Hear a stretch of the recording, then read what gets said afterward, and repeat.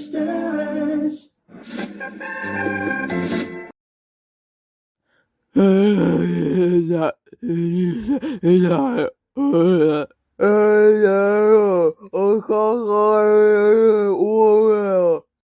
Ej, stani!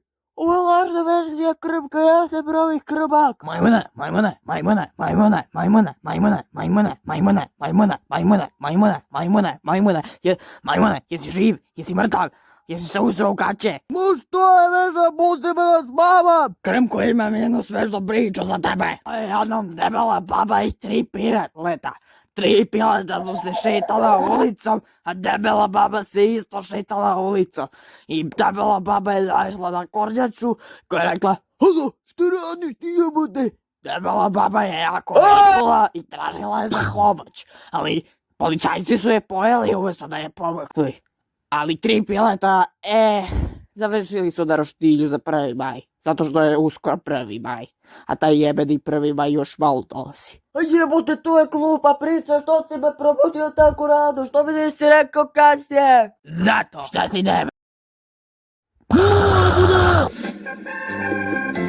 Melena, zašto ti grickaš klipsija kada čekamo za autobus da stane? Ne znam, ni ja sam Krmku, ali neki ljudi govore da se gricka klipsi i gleda se meda.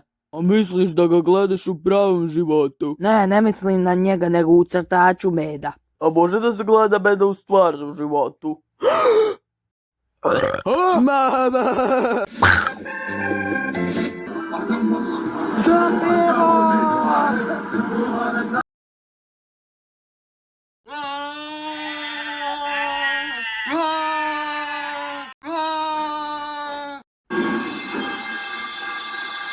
Koja budala? Halo, daćete mi 2 kile šunke. Izvinite, ali ja vas nisam čuo dobro, probajte malo jače. Hoću 2 kile šunke. Čega 2 kile? Rekao sam da hoću 2 kile šunke.